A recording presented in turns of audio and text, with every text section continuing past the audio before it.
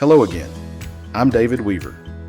With over a quarter century of experience as a public relations professional, I understand the importance of getting a story straight.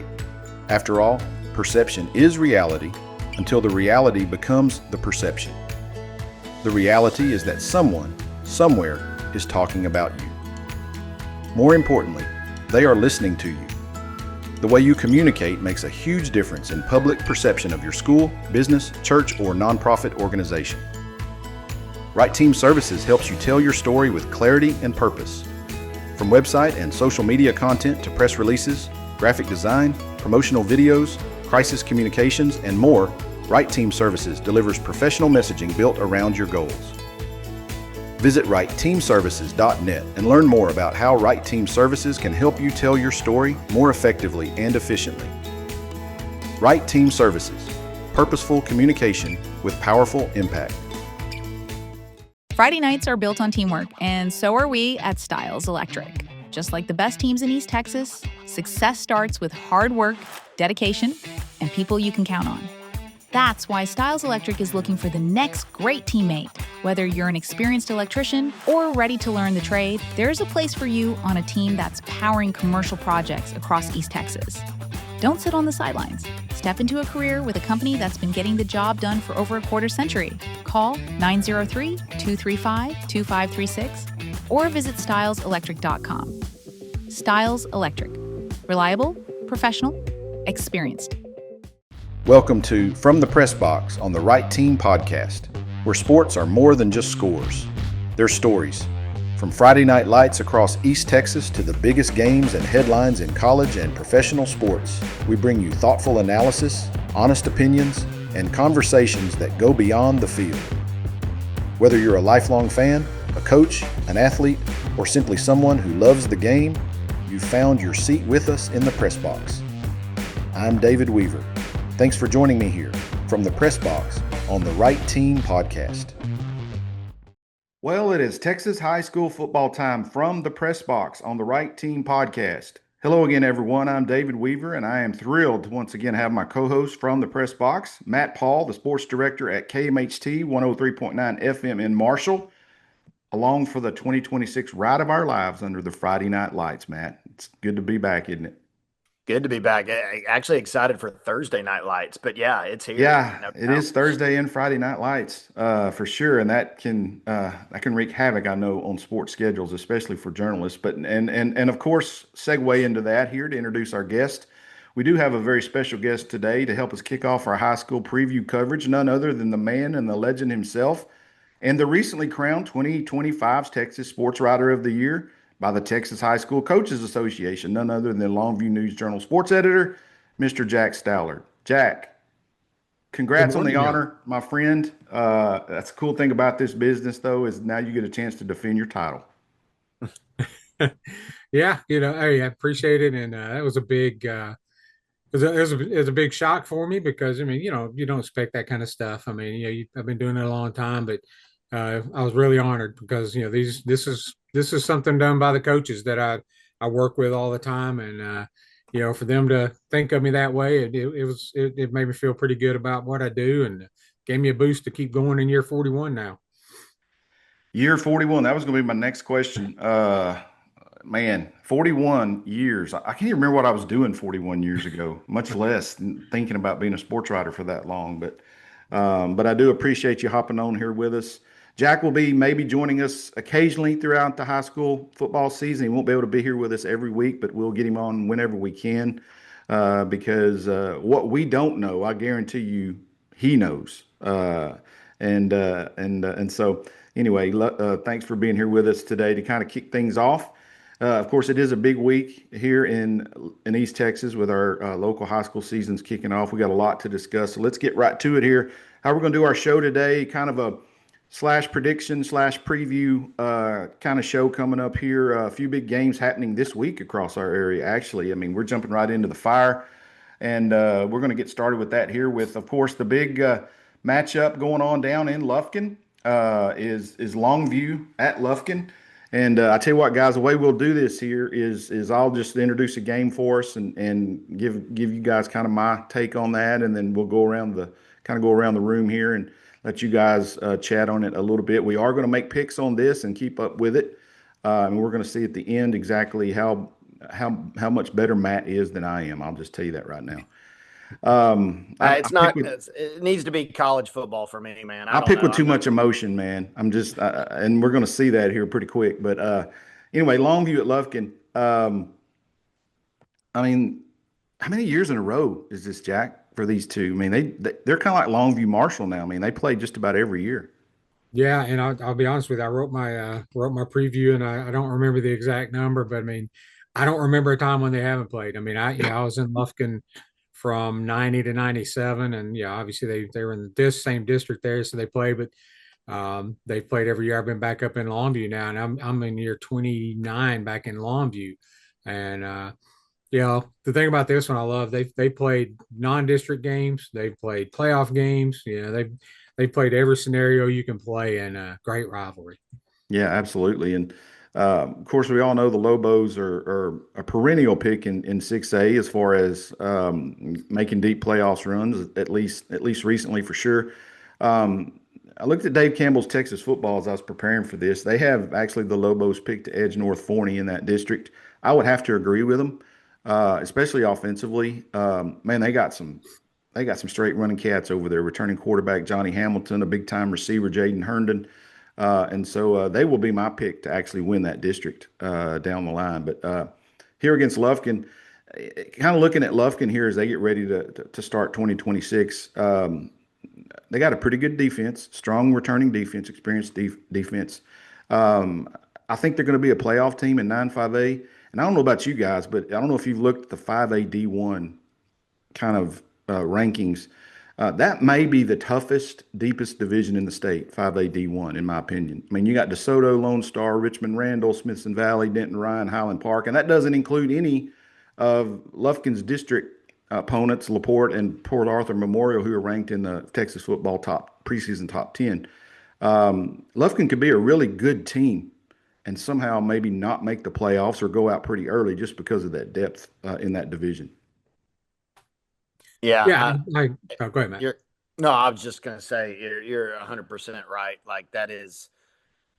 There are pockets of where I feel like that 5A Division One is tougher than a lot of areas in 6A. It really is, and I think you're. I was just going to say I completely agree with you on that take on the 5A Division One and the depth of talent there. Yeah, and it's always that way. I mean, there's certain teams that are always going to be there. I think Lufkin is going to be good. I haven't researched that district as much because they're, a little bit out of our coverage area as far as, Lufkin's the only team we actually included in our zone magazine preview just because the rest of those teams are so far away. But but the thing is, you never know with the travel, you could have a really good team go and have a bad day because of, travel and this and that, everything going on. So, it's a toss up. And I think Lufkin this year, Lufkin's going to be playing with a lot of emotion. Playing, the situation with A. Martin Stadium. These kids, you never know how that affects kids. I mean, Sure. you wouldn't think it would be a huge deal, but we're dealing with 16, 17, 18-year-old kids. They realize they're the last season. They're going to play in this old stadium, and just it's you just don't know. You don't know how these kids are going to react. Talent wise, I think Lufkin's really good. I think they're a playoff team, but other than that, I don't know how far you go in that region and in that division. Yeah, it was already a tough league, and then of course DeSoto, the 6A state champ, drops down into that. So that's going to be when they get to the quarterfinal, semifinal round. That's going to be fascinating to see how that looks. That's going to be good football watching for sure. As a pick for this game, I'm going to go with the Lobos. I know they're playing down there in Lufkin, but that's a trip Longview's used to, and I just think Longview. I think the Lobos have another shot here to make a deep run. Let's just put it that way. This is a pretty talented team, and Coach King knows what to do when he's got talent. So I'm going with the Lobos here in this one. Yeah, I'm gonna go that as well. I'd be hard pressed to find a time I'm not going to pick Longview. Just typically, having seen what I've seen from them over the last 15 years or so. It's funny. I always talk with Coach Hammett when Marshall and Longview will play week 2, and he's always like, yeah, I always get these people that are like, Longview looks like they may be a little down this year. Do you think we're going to get them? And I just sort of stare at them because on their quote unquote down years, Longview is a team just waiting to make a playoff run into the 3rd or 4th round.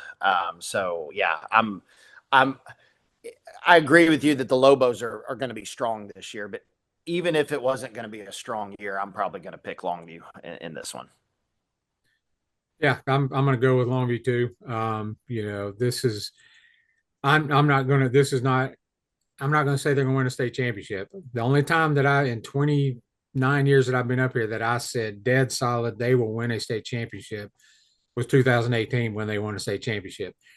This team has some of those elements. They have a really good quarterback back. They have a superstar receiver.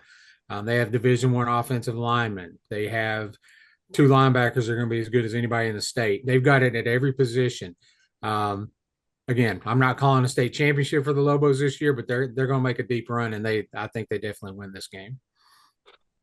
Okay, let's move on to our next one here. Another good intra-regional rivalry here. Tyler Legacy is on the road up at Texarkana to be playing Texas High. This was a pretty exciting game last year over in Rose Stadium. Jack, you have a little bit probably more insight on Legacy here since they're in Longview's district.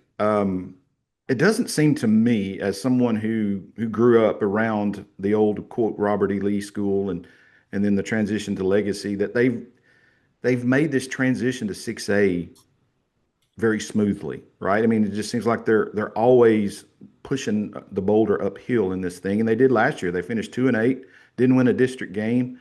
They've got some talent on that roster. They always seem to, but for some reason it hasn't translated into wins.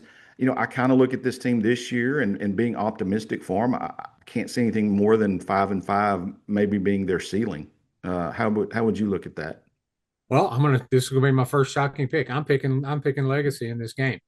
And I know they're coming off of a bad year, and like you said, they have not had much success in back in 6A. I'm just hearing some buzz. They've got some guys back. Again, if you've got 3 or 4 guys coming back from a team that I think they thought they were going to be better last year. And, so those kids are going to be hungry. I'm picking this one mostly, though, based on Texas High lost pretty much every skill position player they had. Now, it's Texas High, and they're going to get, they're going to have some guys coming up that we don't know about. But, I just feel like Legacy in this one, they're going to play like they got something to prove. They're even at 2-8 last year, they weren't a hideous team. They just, nothing went right for them. And I don't know. I again, as far as playoffs in this district, maybe a shot at that 4th spot if everything goes well for them. But I just, for some reason, just have a strong feeling about this game. I think they can go. It's tough to play up in Texarkana against what is always a good Texas High program. But just, I think this year might be, if they're going to get them, this would be a year. I like that pick, but I'll go Lee Corso on you and say not so fast. But no, and for me, of course, I don't have quite the history, and I guess for me and watching Marshall, it's always Texas High that you have to overcome, and I'm a big proponent of, and it's not always right, but I'm a big proponent of, before I'm going to pick you to do anything, I need to see you at least come close to doing it. And I look at a Legacy team that they play Marshall the last couple of years, and Marshall's borderline a 4A team, folks, in size. They really are. And Legacy does not belong on the field with them for a couple of years. And I thought that was just kind of stunning to me that the 6A team could get pushed around by a small 5A team. If this one was in Rose Stadium, I might reconsider, but being up at Texas High, I feel like would love to see. Don't get me wrong, I'm tired of watching Texas High win that district. Would love to see somebody else maybe jump in and win that district, and maybe start with Legacy kind of showing some chinks in the armor there. But until I see something different from Texas High, until I see something different from Legacy, I'm just going to go with Texas High in that one. I guess I get to break the tie in this one already here, or 2 games in. But I'm kind of with Matt. And I just come at it from this thing, man. I've seen Texas High dominate this district for so long. Uh, Somebody's going to have to show me that they're better than them, and I haven't seen that in recent years. Terrell's coming in to kind of change this district a little bit, and I know Dave Campbell's picks Terrell to win that district actually. But man, they're gonna have to show me that they can go up and compete against Texas High and win this thing head to head. So I am going to go with the Tigers in this one again. It's a different place up there in Grimm Stadium, and a lot of crazy things happen up there, and so I'm going to give them the edge in this one in this season opener. Okay, let's move on to this one, and I will preface this by saying some of these games there's been so many changes, and there's a lot. We mentioned Thursday night games, and so I have this one on my schedule as I know being Thursday, right? So Marshall and Tyler are playing over there in Rose Stadium on Thursday night. You guys correct me if I mention a game that I have down on a Thursday or maybe on a Friday that's moved to Thursday, and it's just kind of a crazy schedule with these official crews trying to get all these games in, but we do know Marshall is playing at Rose Stadium against the Tyler Lions. I think Tyler caught a break in realignment. They get Highland Park out of their district, right? They get put into this district with most of the Mesquite schools and the Dallas ISD schools, and I'm picking them to actually win this district or at least challenge for it against maybe West Mesquite and Crandall, because man, you look at their skill positions. Kadarius McMiller is the real deal. I think Matt, you guys over there in Marshall can attest to that. Running back in the backfield, it almost seems like he's been there forever. And then they got a kid out on the wideout, Trey Harrelson. I just think this could be the most talented, experienced team Tyler's seen in years. And then we'll talk about Marshall here in just a second. But what do you guys think about Tyler going into the season? I think I actually got it. So I'm going to be on the call for that game tomorrow night, or depending on when this drops, Thursday night. Chase Palmer, the voice of the Mavericks, is out for that one game, so I'm going to be on the call for that one. I've already talked with the Tyler High play-by-play guy and another representative from the ISD. I think it is going to look that game when Marshall goes to Rose Stadium to play Tyler. It's just, you ought to go to that game even if you don't care. It's always a good one. It just seems to be a really good game. Trey Harrelson will not be playing in that game. He blew out his knee in the playoffs last year. Seems to be ready to go, but from what I've heard, they're not going to risk anything until district play with him, which he just torched Marshall last year. So I know that's probably a sigh of relief for them, but there's a lot back for Tyler elsewhere, and the skill positions, like you mentioned with McMiller. New quarterback, but very athletic, some experience on the offensive line, some experience on the defense as well. For Marshall, it is a lot of new faces for Marshall, a lot of new faces. But I go back to Jack Alvarez's last year with Marshall, a lot of new faces on that team. And there were still some pieces that were back. I didn't know what it was going to be like. They go to Rose Stadium. It was like a 4 or 5 overtime game. Y'all may remember that game with Marshall and Tyler High. I'm sitting here thinking this game doesn't count for the standings as far as district. Just call it. Like we were out there forever that night. So I anticipate it to be a really, really good game. Marshall's got some pieces that I think are going to surprise some people, including a new quarterback that people may not know about, that I'm starting to get a little high on after watching the scrimmage. So I've had a chance to talk to Hammond as well. I think this is just going to be a a fantastic game and maybe the game to watch on Thursday night as far as entertainment value. Who are you picking? I mean, I got to go Mavs. I can't sit here publicly on something that's going to go out and say I picked Tyler High in this one, then go call the game. But I really do think it could go either way. I really do. I'll tell you, the Marshall loves playing in Rose Stadium. They love playing in that stadium. They've beaten Legacy there. They've beaten Tyler High there. It's not going to feel like a major road game for them, but this is the epitome to me of a coin flip game, a game that could go either way, because Tyler High is getting better and better than they've been in a while. Marshall probably is a little less than what they've been recently, but maybe not as much as people think. And so, but yeah, I'll go the Mavs because I got to go the Mavs. Good, smart call, brother. Hey, I understand that. I've been on both sides of that. I'm going to go with Tyler in this one. The thing that jumps out at me about Tyler, I mean, obviously, I think we're going to see a whole lot of McMiller. The kid, he's pretty special, and with Harrelson out, I think he should get 20, 25 touches maybe, and he's pretty special. Thing that jumps out at me about Tyler, though, is, they won 4 games last year. But 3 of them came in district play. So they got something figured out late. And, I look for that to carry over for them. I think Marshall will be good this year. They always have talent over there, great coaching. So, but I think Tyler gets this one, especially at home.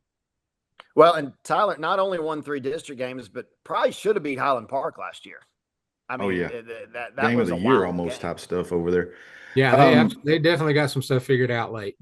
They did. And I go back to the old Alan Wilson quote. Or I'm sorry, when Alan Wilson was coming into Tyler over there and trying to build that bunch of late 80s into the early 90s. And Coach Dennis Parker would always look at John Tyler and he said, man, they got a lot of really nice sounding notes over there. But when they finally get it all put together, they're going to play a fancy tune. And they did. They did. And Alan Wilson got it all put together for him. Guys, and y'all know me. Everybody that listens to this podcast knows me and my history with Marshall. It's my birthplace, my hometown, grew up, my alma mater, all that good stuff. And it's really hard. It is difficult for me to pick against the Mavs. I don't know that I've ever actually done it, to be honest. And Jack can relate to that in the business that it's not worth picking against the quote home team. But here I'm going to have to do it a little bit because, again, I have a couple of questions. Number one, who's playing quarterback? And Matt, you already have obviously seen that and have some confidence in it, and that's great. But that's a question for me. Who's going to play quarterback and replace Alton Henderson? And then number two, can the defense actually slow down McMiller? If McMiller dominates this game, Tyler's going to win. And so the defense has to step up and slow him down and give that offense time to catch up. I do think district-wise, again, I think until somebody proves it, until Terrell comes in and proves that they can compete at this level, I gotta say that it's going to come down to the Mavs and Terrell for that number 2 spot when district starts, and those two get together on October the 30th in Terrell. That'll be a great game to watch, I think. But I am going to go with Tyler in this one in the season opener on Thursday.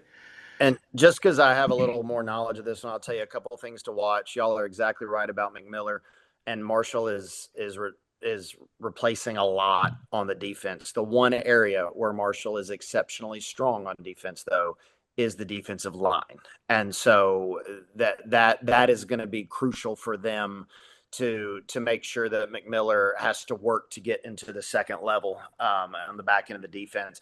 The other thing that I'm always curious about, though, is, the physicality of Marshall with the Tyler teams just usually seems to overwhelm them a little bit. I'm going to be curious to see can the Tyler defense really, those Marshall drives when they go like 12 plays and they churn up 8 minutes, they are demoralizing. You feel like you can't get off the field. Can the Tyler defense hem that in? And what's going to be really curious, the name of the quarterback I'm looking at is a transfer from Waxahachie, TJ Roberson. If you watched Marshall last year, Alton Henderson, it was get him out of the pocket to see what.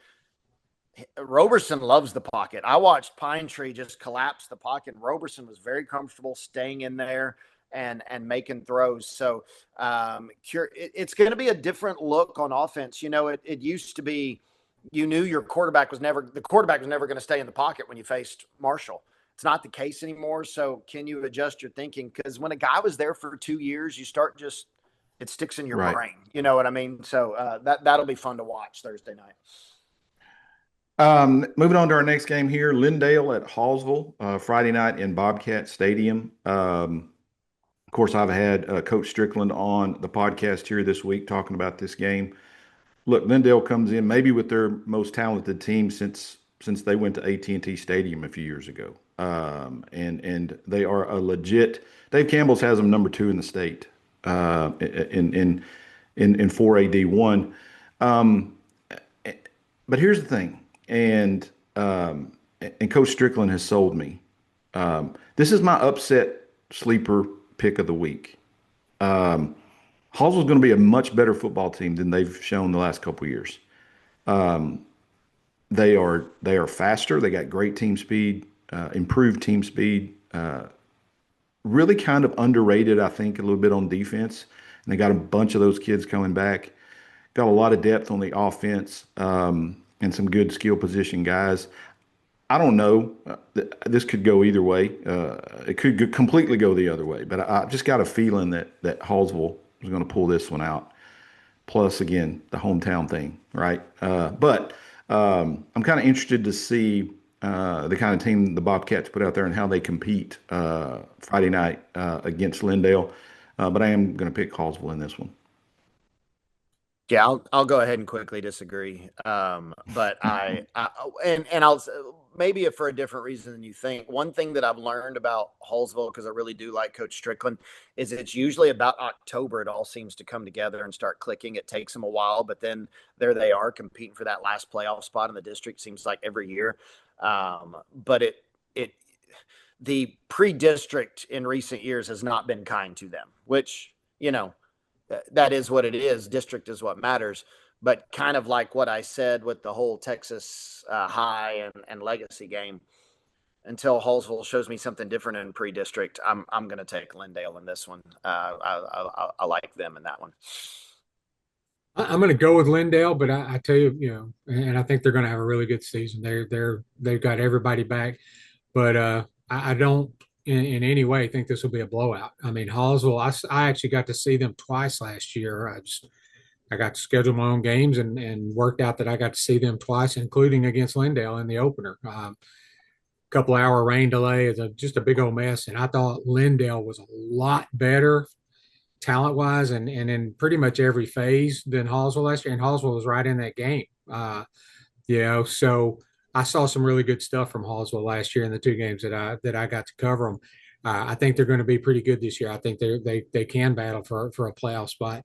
I just like Lindale starting out in this one again. I think I think right now they're a better football team, and Hallsville will have to catch up, like Matt said, and do what they usually do. And I think Coach Strickland will have them tune that way. But I like Lindale in this one. I think they do. I think they will live up to the preseason hype. I don't know if they're the number 2 ranked team in the state, but they're pretty daggum good. Agreed. Bobcat fans, get your inside look at Hallsville football each week on the Coach Strickland Show from the Press Box on the Right Team podcast. Join host David Weaver and Bobcats head coach Josh Strickland as we break down the highs and lows from the previous week's action and look ahead to the Bobcats' next opponent under the Friday night lights. It's game analysis, behind-the-scenes insight, and Hallsville Bobcat football straight from the head coach.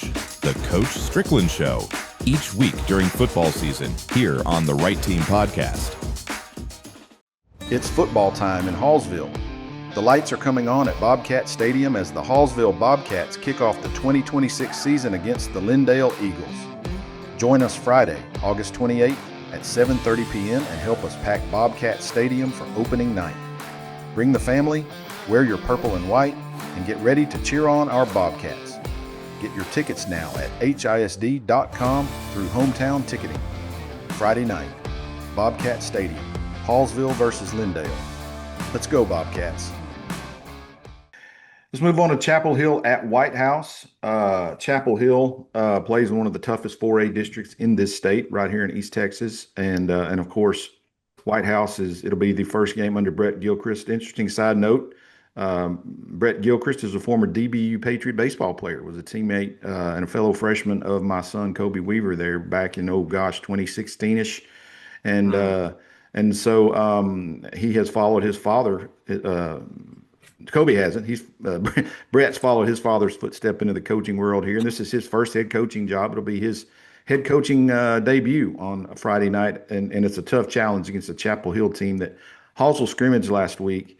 And getting a report from the Hallsville coaches, they said they're just as good as advertised, but they were very pleasantly encouraged by the fact that Hallsville went toe to toe with them, and again gives them a lot of confidence going into this one. I'm going to pick Chapel Hill on the road, but I will tell you this: White House struggled last year, and uncharacteristically.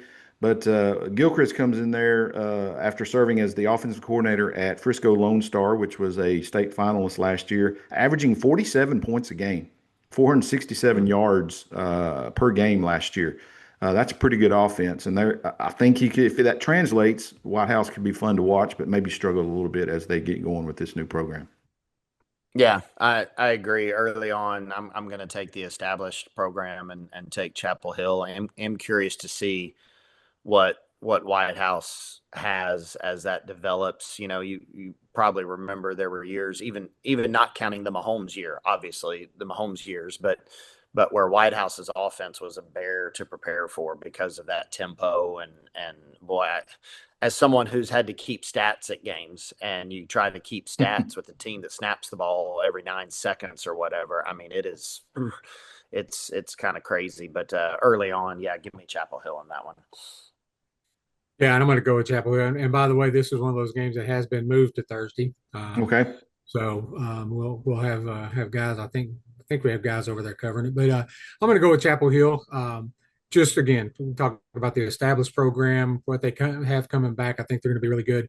Yeah, I'm just curious to see what happens with White House. You never know when you get a new coach in there, new blood. Sometimes it takes a year. Sometimes it takes longer for everything to click and for everybody to get on the same page. And sometimes they just come in, the kids are so excited and everything's, the kids put in the extra time. It could go either way. I'll be curious to see what happens with White House. I think Coach Gilchrist was going to do a great job. It's a great fit for him. But I definitely like Chapel Hill in this one. Big game here. East Texas roots run deep between Carthage and Henderson. These two teams will be playing each other, I believe, Friday night in Henderson. I'm gonna put the obvious here. I'm picking Carthage. I know, duh. Had Coach Surratt on the podcast here a month or so ago, and I don't doubt that guy. I will never doubt that guy. But with all that being said, as Carthage, again, in my opinion, is the favorite to add ring number 12. I mean, my gosh, how could you not say that? It's going to be a little bit tougher district for them in 8-4A. They've added Pleasant Grove to that district. They get Gilmer back into that district, and Center, which is always a kind of a tough rivalry for them. But man, who am I to even say this is, not pick? I'll pick Carthage every week. That's just the way it is. And I believe Henderson has a really good football team. Again, playing in a really tough district there. But I'm going to go with Carthage in this one in the season opener. And they're my pick for state title number 12, whatever it is. I mean, same. I don't know what else there is to say. Yeah, there's not a whole lot to say. It's who you pick. And I asked, I don't know if y'all watched that interview. It's in our archives, by the way. Anyone wants to go back and listen to it. But yeah, I asked him. It was kind of funny, Theo. He didn't laugh much at it, but I said, do you guys ever get bored? Because, you look at these, what are y'all at now? You're at 9? Are you at 10? Are you at 11? Are you at 15? What are you at? It kind of gets lost in the numbers a little bit. But probably maybe I would say the most impressive run ever in Texas high school football history, Jack. I mean, what are your thoughts on that as far as where Carthage ranks in the all-time greats? Well, I mean, yeah, we've all been around a long time. I've just never seen a program as consistent, and especially since Coach Surratt got there. Now the thing about Carthage was pretty good, before that they had some good years under Sleepy Reynolds and even a little before that. But this run, I mean, yeah, it's hard to fathom what they've done. Now I'll tell you a quick story. I'll tell you something. I'll go ahead and full disclosure here. I did not pick Carthage this year to win that district, and I'm already catching some flack over it. But I'm saying that I don't know that they'll win the district. I picked Gilmer, and we'll talk about that later. But I wouldn't be surprised if Carthage won a state championship. And that's kind of everybody. Well, what guys? They're going to be Carthage. I just don't know how quickly they're going to be Carthage. They lost. I know it's a machine down there, and I never doubt Coach Surratt. I never doubt Carthage, but it's going to take them a little while to get those guys, the new quarterback, new running back. They've got guys. I mean, they've got kids that we haven't heard of yet that got 6 extra weeks of practice last year because they went so far. They're going to be Carthage. But that district is so tough, and I saw Gilmer a couple of times last year, and I saw some things that kind of woke me up a little bit. We'll talk about that later, but Carthage is going to Carthage. And the thing about, I'll tell you this really quick story. Last year, I guess it was before the start of last year, my stepfather, I go out and visit with Pop every once in a while, or every Thursday, and drink coffee with him. His birthday was coming around. He's a Carthage graduate, 1957. I asked Coach Surratt, said, "Hey, can I get a coffee mug, T-shirt, hat, or something? Give my stepdad." And Scott said, "Yeah, come on down, I'll get you." Well, I got down there, and he got me the hat and the cup and the T-shirt, and I sat in his office and watched film for about an hour. I mean, the man just lives and breathes, and he knows I was watching the same place he was watching. He was showing me stuff that I wasn't seeing, and I've been doing this forever. I mean, it is an absolute machine. He is an absolute coaching genius. His staff has, been together forever. They're all good. It's incredible what they do. And so again, I will not be surprised if Carthage wins the state championship. I don't know about the district though. We'll see how that shakes out. They could prove me wrong, and I've been wrong once or twice. So no. But this game, I like Carthage. I think Henderson's good. Going to be better than last year. But definitely not picking against Carthage this early in the season. Yeah, agreed. That's a sweep. Let's move on to Kilgore at Pleasant Grove. Again, some Titanic matchups this first week, especially in 4A that we're seeing here. Man, and I've said this before last year. I said last year, of all the teams I watched with my own two eyes, Kilgore was the second best team I'd seen play all year long. And in many ways, they could have very easily, I think by a touchdown or so against that loss against Carthage in the season opener, may have been the best all throughout the year. Back-to-back state title game appearances, 14-2 last year. Got a little bit of retooling to do for Coach Clint Fuller, but I would not be surprised to see him again make another trip to Arlington, see if they can't kick that door down. You move up to Pleasant Grove, a lot of change going on up there. You got some experience back in that, which for Coach Jonathan Darby to rebuild a little bit. A lot of tradition up there to build on, which is maybe a little bit more important actually. But again, we talked about that much tougher district now that they're going to have to go through with the Carthages and the Gilmers on their schedule in district. I'm going to go with Kilgore on this one on the road, but man, I can't be there, but I would love to actually be sitting up there watching this one. I think it's going to be a good one. Yeah, what a matchup. Really one of the ones that probably stands out to me more than any. I mean, there's some history behind some of the matchups we've already talked about, as far as like Longview, Lufkin, Marshall, Tyler, that go back a long way, or that play every year, or what have you. But this is, you're talking about state contenders every year, these two teams. And, not knowing a great deal about what's coming back, but also knowing that to an extent it doesn't really matter because they're going to be good no matter what. I decided I'm just going to lean the home team, and I'm going to take Pleasant Grove in this one. I'm going to go with Kilgore. This is kind of my hometown, and I actually live I can throw a rock into the stadium there at RA St. John Yeah, Stadium. you're the So gatekeeper there, aren't you? yeah, exactly. People, people park in my yard and by my mailbox, and leave me some presents, out in the road every once in a while. Most of them don't. They're all good, but um, and again, nothing against Pleasant Grove, but it's one of those deals with a new coach. I mean, now he's moving up in the system, so he's not new, but you don't know how that's going to affect. That could be again spark them and they jump out there and look great immediately, or they could struggle a little bit trying to figure it out.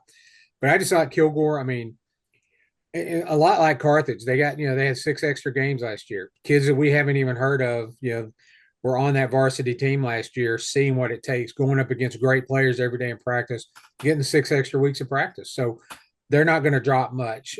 They did lose a lot of guys. They lost a record-setting quarterback, but from what I hear, quarterback they got coming in is a hoss, and he's going to be special. They got a really, really good running back coming back. They always do. Kilgore always does. They just kind of grow them over here. Kilgore's going to be fine, and I think they're in a tough district just like Pleasant Grove is. But I like Kilgore even on the road in this first one. Well, how about October 23rd, Kilgore at Lindale? Boy, that district is. I mean, 4 of the teams are ranked in the top 25, and that's just, man. Yeah. And you could make the argument in 4A here in East Texas, we've actually got 2 districts of doom right now. Exactly. There's so much talent there at that level. Speaking of that, Gilmer is at Pine Tree on Thursday.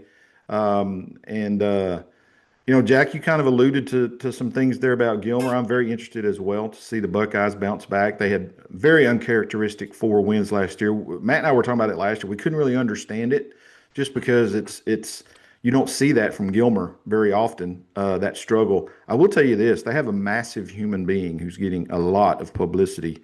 A 6'7", 345-pound offensive tackle, Ishmael Kamara, who is a Texas commit already.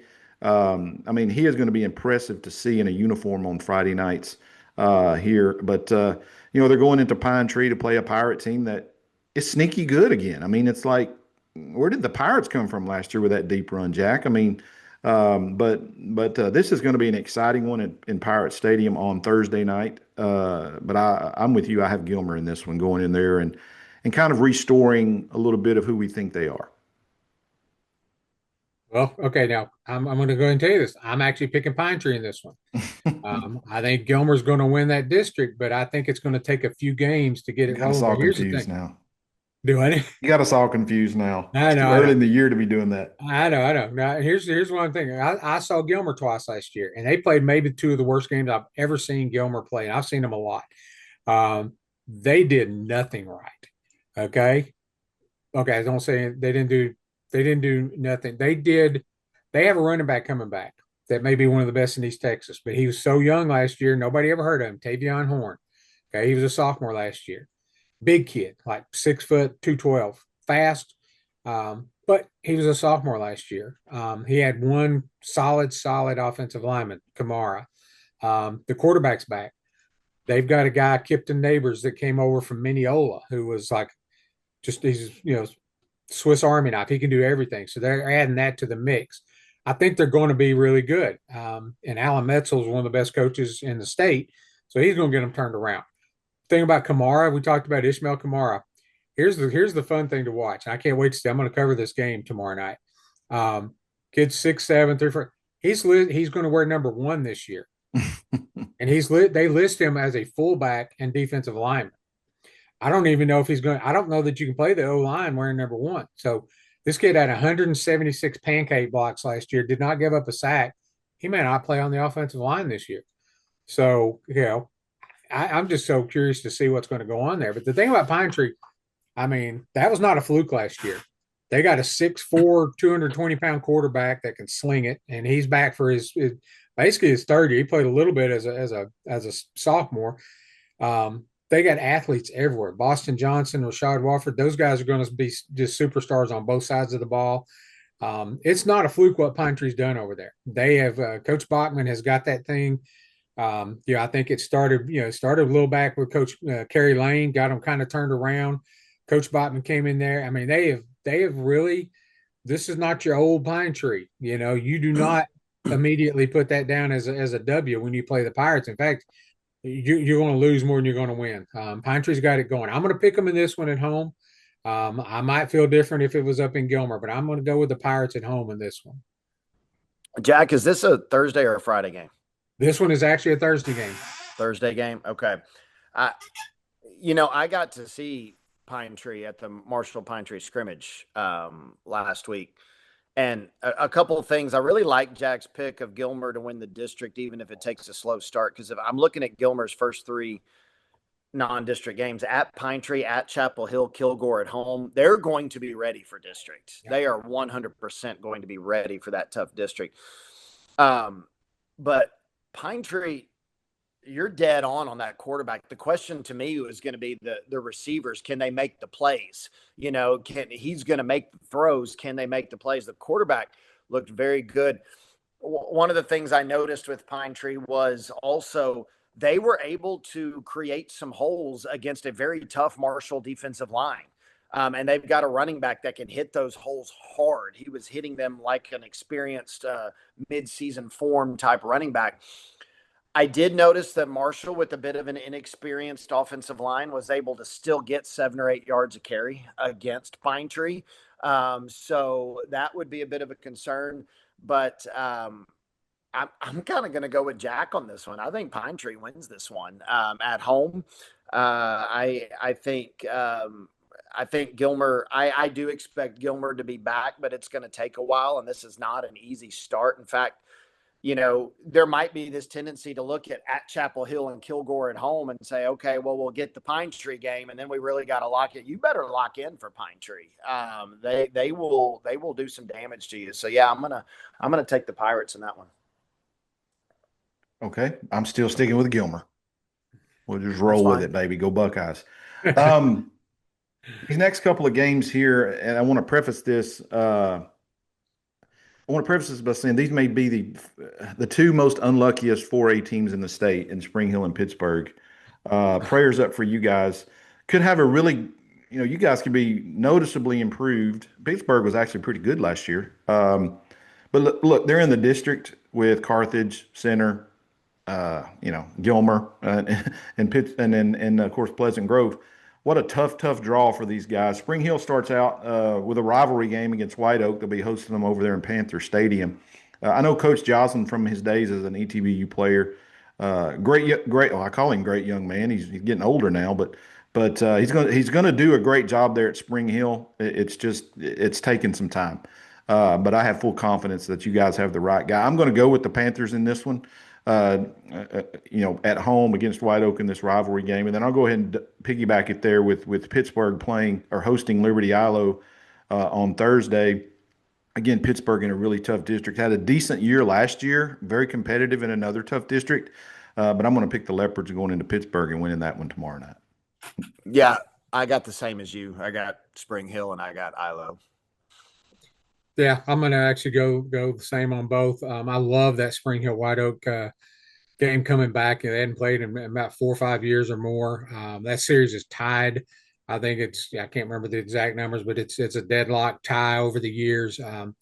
They've been excited about that since it was I guarantee you there's signs up over in both schools from day one, that they announced it, hey, beat White Oak or beat Spring Hill. So that's going to be, I'm actually going to get to cover that one Friday. I'm gonna do Pine Tree Thursday and that one Friday, and do a college game Saturday. So I'm gonna have a busy week, but super excited about that one. And I like Liberty Ilo, even on the road against Pittsburgh. But I think Pittsburgh's going to be pretty good this year. But tough district.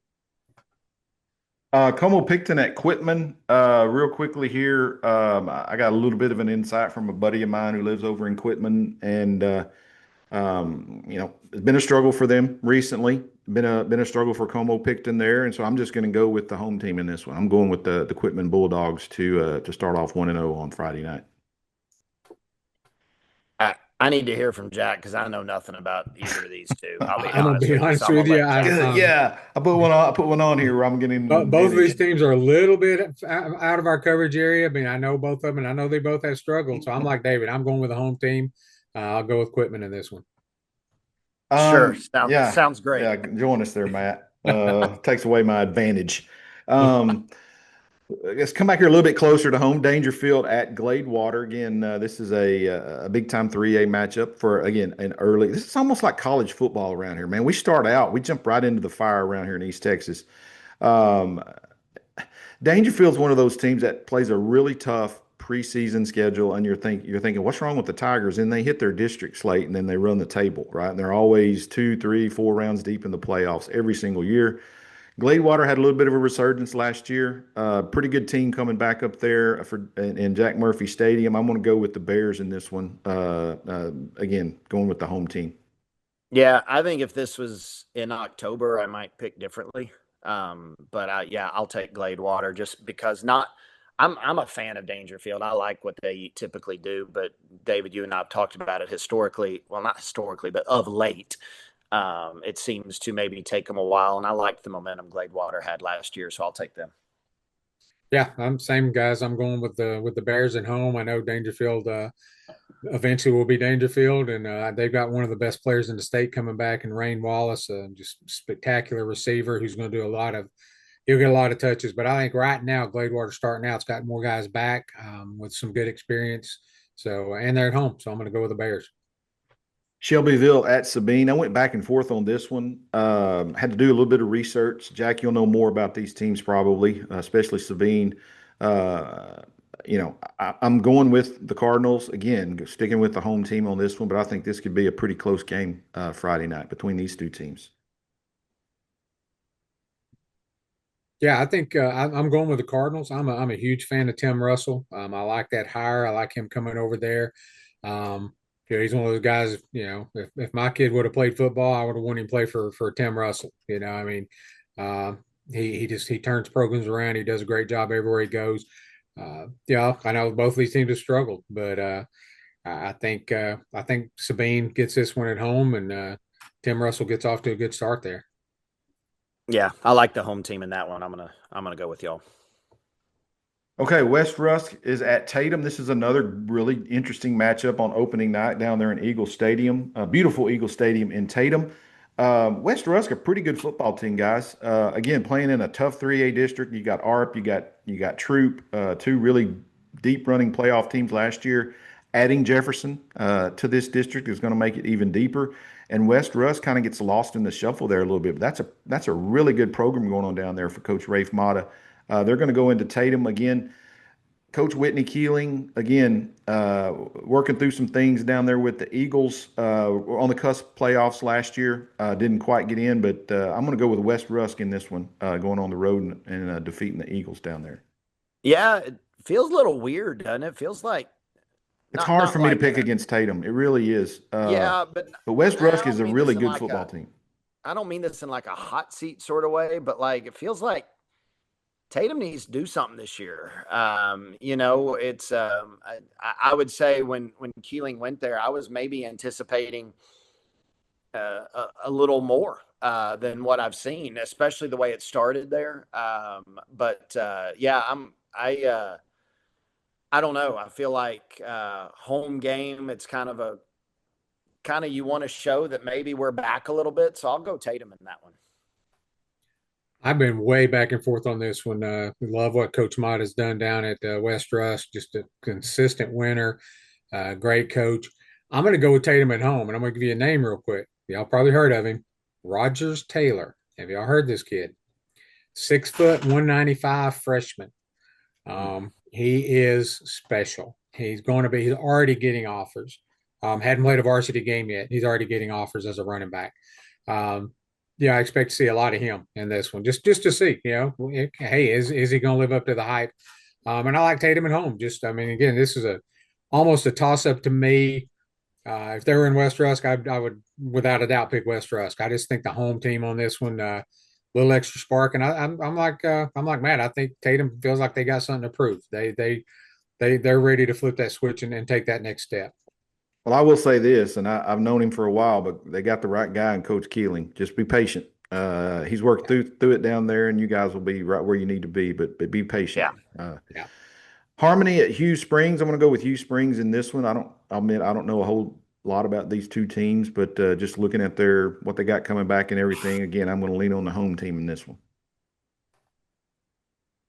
Yeah, I think I'm gonna go with Hugh Springs at home in this one. I just um, you know, new coach, Coach Moore comes in, and again, it's one of those things. How will the kids react? But I think Hugh Springs is a very hungry program. They were so consistent for so long, making those playoffs. I mean, I don't remember them missing the playoffs for a long, long stretch, and then all of a sudden they kind of slid a little bit. But I think they get it turned around. I think it'd be a great game, and Harmony could get it, but I'm going to go with the home team on this one.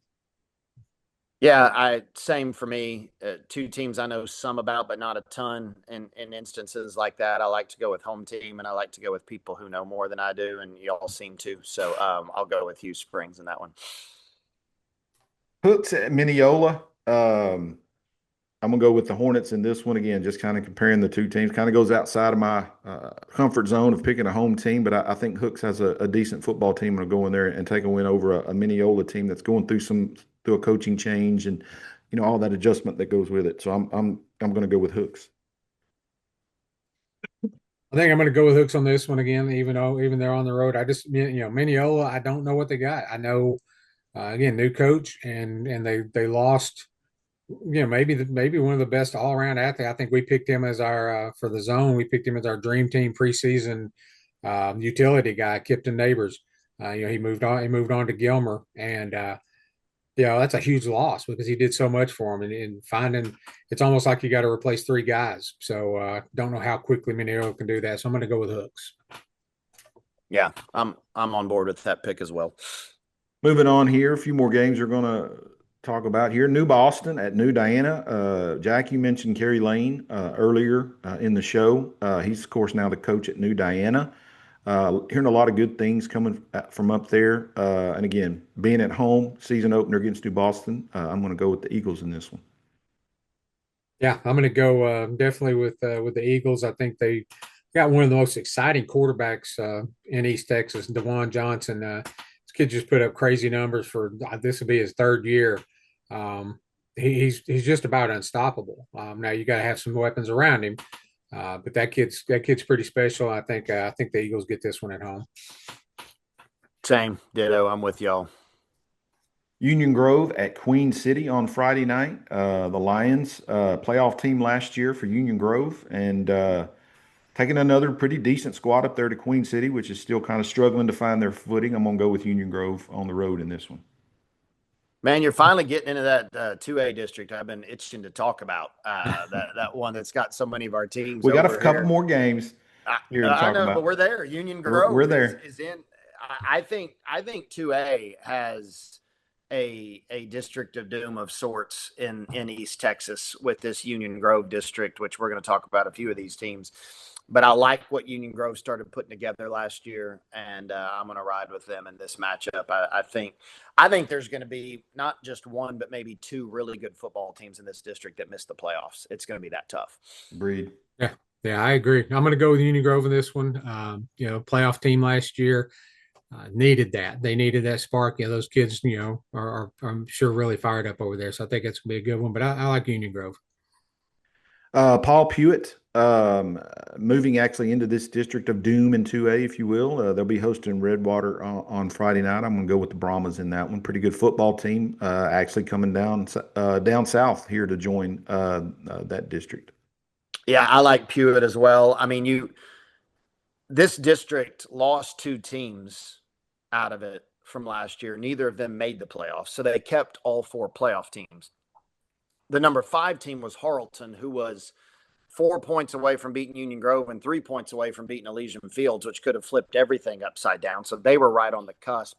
And then you add Pewitt, who made the playoffs in a different district and is always one of the more physical, bruising teams for 2A in East Texas. I like Pewitt, and I just think this is a district every week there's a game to watch. It's going to be fun. So give me the Brahmas as well. Yeah, I'm going to go with Pewitt at home. I've always been a Paul Pewitt fan. Shortly after I came up here is when they won a state championship, 98, and went up there and did a feature story. And man, they practice in a pasture. I mean, just those kids just get after it, and that has not changed in the 29 years I've been up here. Just good, solid, physical kids. I remember seasons where the quarterback threw 7 passes one year. Yeah.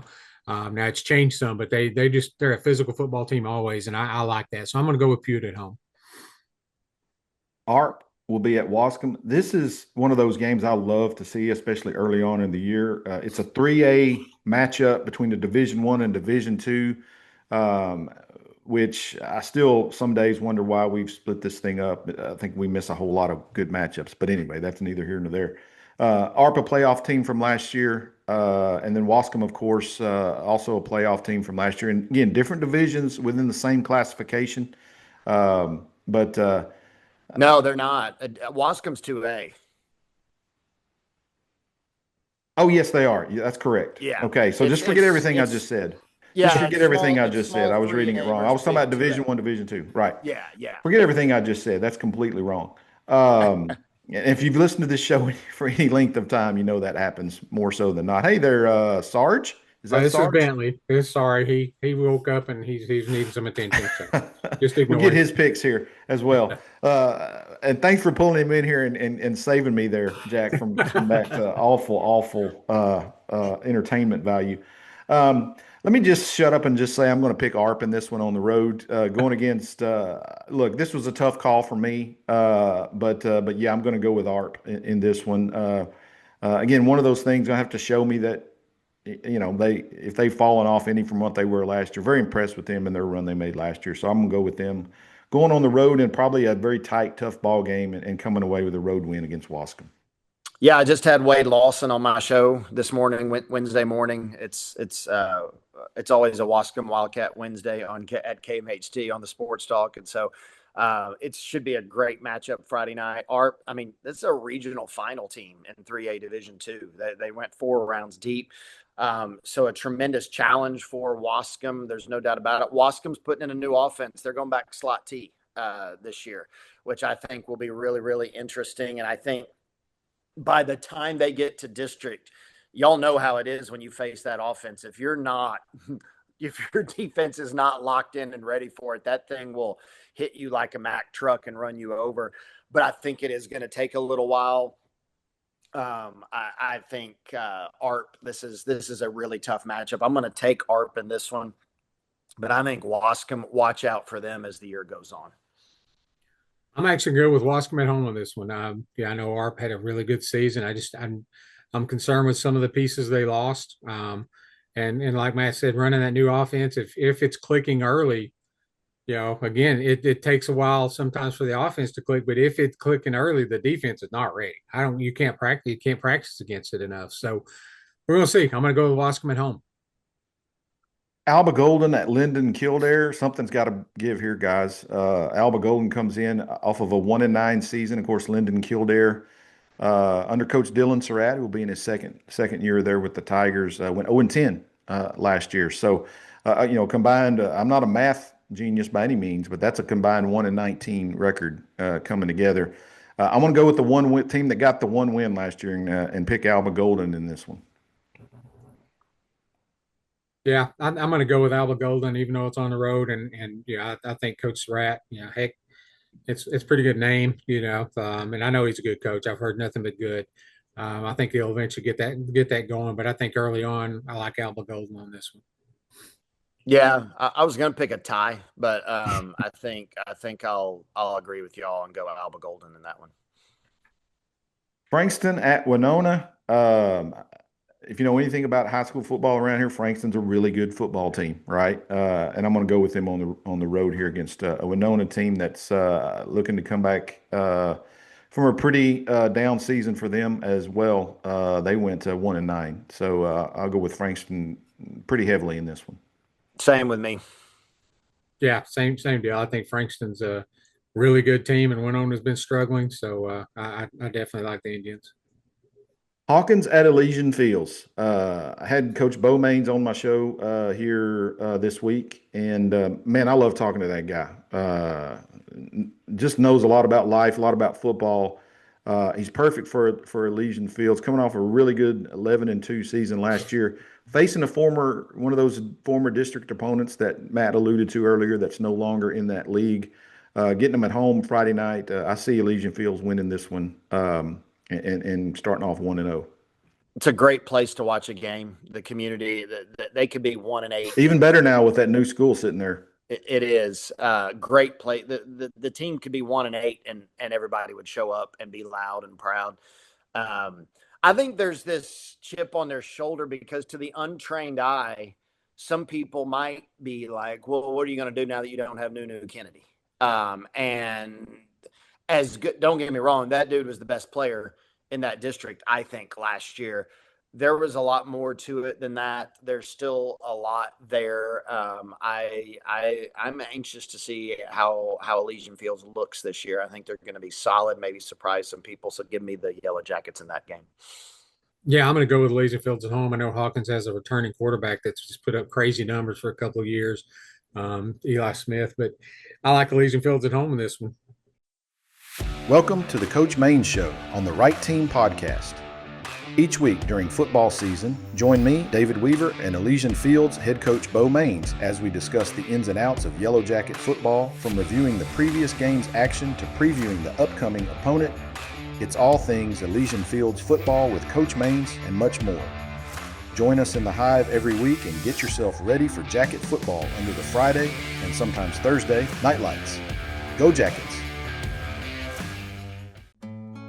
Our new Elysian Fields Elementary School is more than a beautiful new building. It's an investment in our children, our community, and our future. Elysian Fields ISD extends its heartfelt thanks to our entire community for the incredible support and commitment to excellence that made this new facility possible. Because of you, generations of young Jackets will have a safe, modern, and inspiring place to learn, grow, and succeed. Thank you, Elysian Fields, for believing in our students and building a brighter future together. Go Jackets! Joaquin at Beckville. Of course, the Rams come into this one, a state finalist last year. A little bit of a magical run for them last year. I was not aware. I went back and looked and did a little bit more research. They were 6-4 in the regular season. Nothing really special. And then all of a sudden, man, you talk about catching fire at the right time. And they end up playing in AT&T Stadium for all the marbles, and they come back with a team that's loaded again, and they'll be on the road against a Beckville team that, for the most part, is probably the favorite in that 2A District of Doom we're talking about here. That's going to be a pretty decent matchup for a 2A level this time of year, taking place down there in Beckville. I'm going to go with the home team in that one and go with the Bearcats. I thought they underperformed a little bit last year. And I'll be interested to see how they react to this really big profile game to kick off the season this year. I'm with you on this. I feel like a couple things. One, that wasn't the first time Joaquin had done that. The year before, they made a deep playoff run, I believe, as the number 3 or 4 seed out of that district again. Joaquin has a little bit of a slow start to them in the last couple of years. I think Beckville battled some injuries last year that once they got healthy. I talked to Coach Wade Lawson of Wascom, and that was the game where Beckville sort of said, oh, wait, don't just think this is a Wascom EF district. Beckville really kind of reintroduced themselves to everybody beating Wascom, and Coach Wade Lawson said, we had the unfortunate pleasure of getting full-strength Beckville for like the first time all year because they kind of got their health back and their legs back under them. I like Beckville at home. Great program, great coach, great staff. So I think it's going to be a heck of a ball game. What a matchup. But, yeah, give me Beckville. Yeah, great early matchup. I'm going to go with Joaquin in this one, though. I just, they're kind of my pick to win a state championship. And they got kid coming up, Cooper Bragg, that's, heavily recruited. And, I know Beckville's got some weapons. They're a good football team, great program. Coach Cody Ross has done a great job down there, and they're at home. I get all of that. Usually in a tight game like this, I go with the home team, but I just like Joaquin this year. I like the momentum that they built. Like Matt said, last couple of years coming from struggling early to turning it on. I don't think they're going to struggle early this year. I think they're going to be good from the start and carry it all the way through.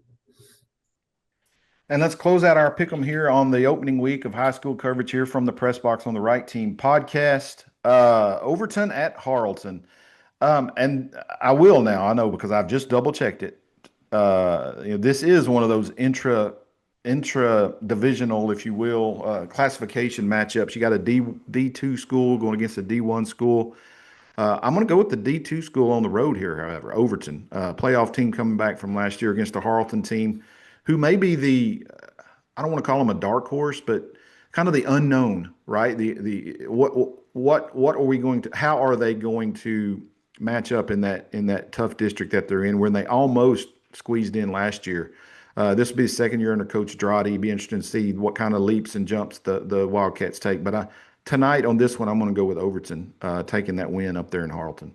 Yeah, and this is, I think you just alluded to it, a Thursday night game in Harleton.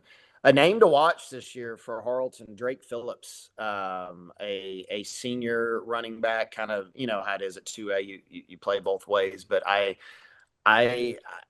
big physical kid that can do a lot of special things when he gets a chance to have the ball in his hands. Harleton's at home. It's like their little Wildcat night. I think it's going to be a great atmosphere. I'm going to take the Wildcats in that one. I'm going to go with Overton on the road, just based on what they've done the last couple of years and momentum they've got going under Coach Scotty Lamance over there.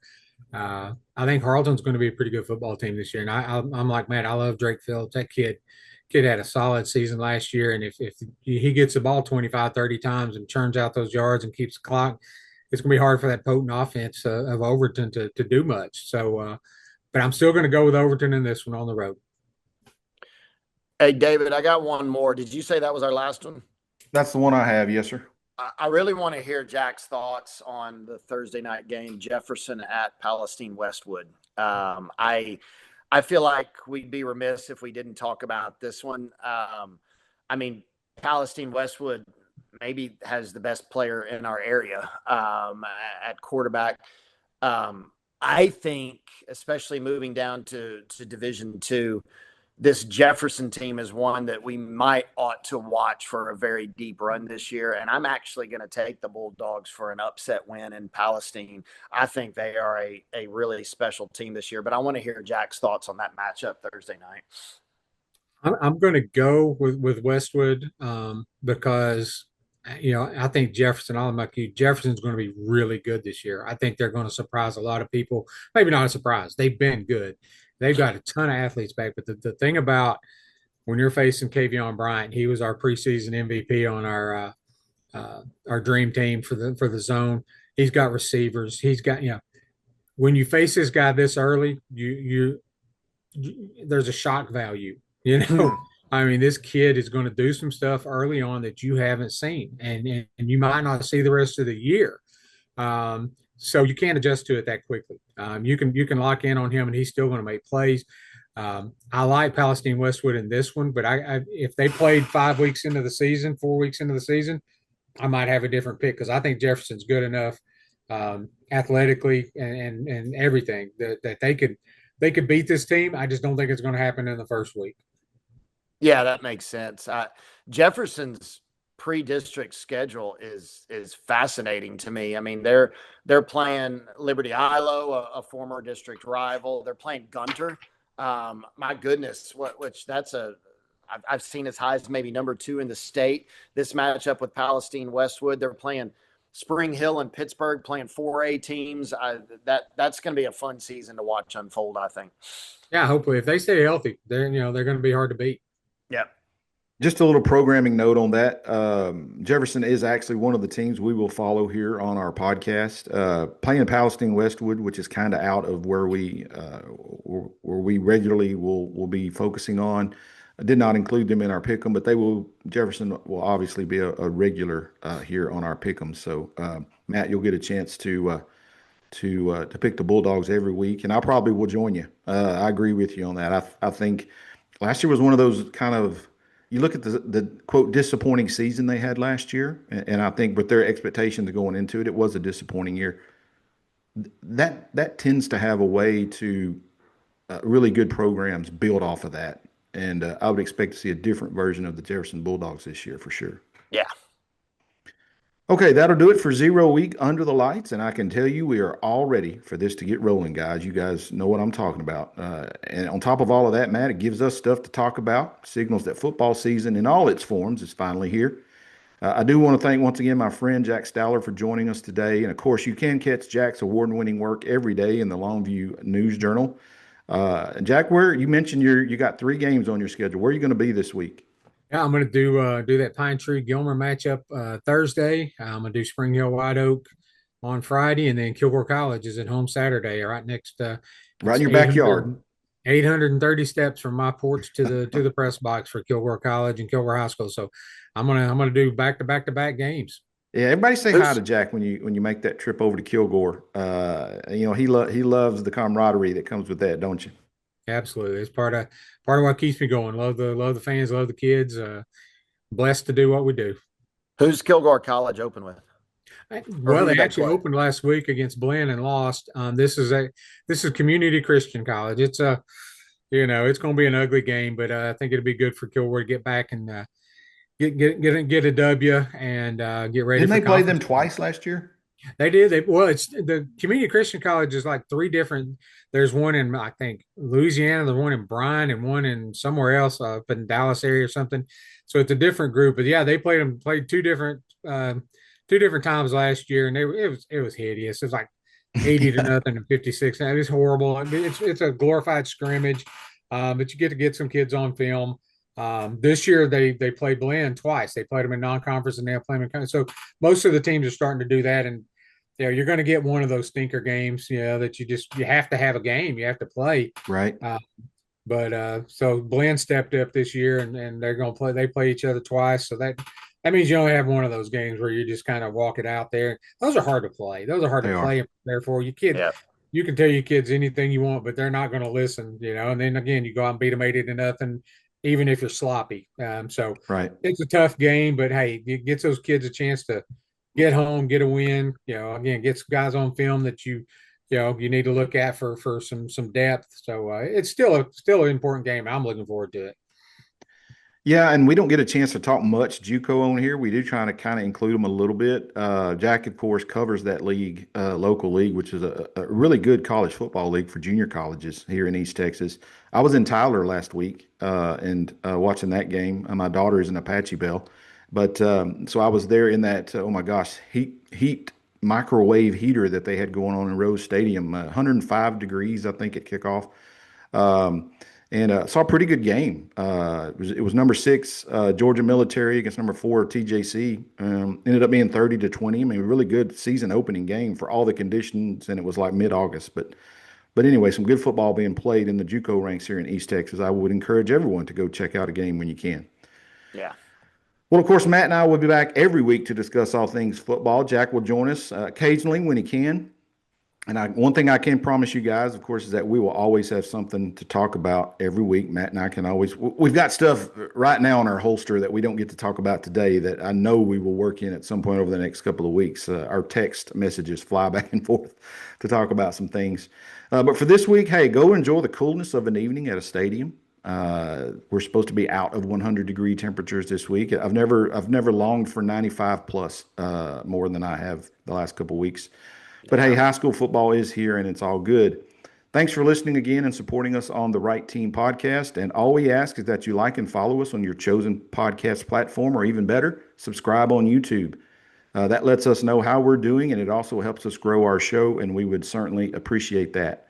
Everyone enjoy your week. We'll be back next week from the press box on the Right Team podcast. Until then, as always, keep writing your story.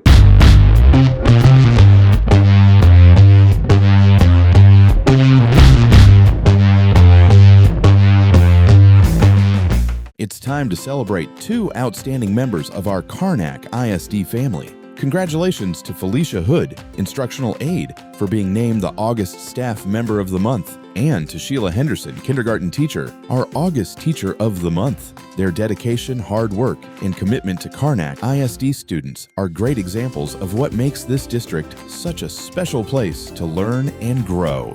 Congratulations, Felicia and Sheila, on this well-deserved recognition. This message is proudly brought to you by Karnak ISD, preparing students today for opportunities tomorrow. Hallsville ISD proudly congratulates Superintendent John Martin on receiving the honorary Lone Star FFA degree, the highest honor bestowed by the Texas FFA Association. Hallsville FFA recognized Mr. Martin for his exceptional support of agricultural education and his commitment to the FFA mission of developing premier leadership, personal growth, and career success in students. His dedication to Hallsville FFA and the blue and gold exemplifies what this prestigious honor represents. Congratulations, Mr. Martin, on this well-deserved recognition. Hallsville ISD and Hallsville FFA are grateful for your leadership and commitment to our students. Elysian Fields High School is teaming up with LifeShare to give the gift of life. Join us Thursday, September 10th from 9 a.m. to 1 p.m. for our community blood drive at Elysian Fields High School. Eligible students, staff, families, and community members are encouraged to roll up their sleeves and make a difference. And as a special thank you, donors will receive a limited edition LifeShare water bottle while supplies last. One donation can make an incredible difference. Join us September 10th at Elysian Fields High School and help us give the gift of life. Go Jackets! For generations, our historic Caddo Lake community has been a special place to call home, and Karnak ISD is proud to be part of its story. Here, our dedicated teachers and caring staff partner with families to serve the children of our community with a personal touch. Students are known by name, families are welcomed, and every child is encouraged to learn, grow, and discover their potential. At Karnak ISD, we are proud of the community we call home, and we are excited about the future we're building together. Karnak ISD, preparing students today for opportunities tomorrow. Hallsville ISD is Bobcat proud of Kylie Cotton. Kylie recently earned third place in the nation in lesson plan and delivery in career and technical education at the 2026 Educators Rising National Conference in Portland, Oregon. After advancing through area and state competition, Kylie competed against students from across the country, demonstrating her skills in lesson planning, classroom instruction, and professional reflection. Congratulations, Kylie Cotton, on an incredible national achievement. We know your future is bright, and we can't wait to see the amazing teacher you'll become. Hallsville ISD, be the one. Welcome back, Jackets. Elysian Fields ISD is excited to welcome our students, teachers, and staff back for the 2026-2027 school year. A new school year means new opportunities to learn, grow, compete, lead, and make memories together. Whether you're walking into a classroom for the first time or returning for another great year, we're proud to have you as part of the EFISD family. Here's to making this the best school year yet in Elysian Fields.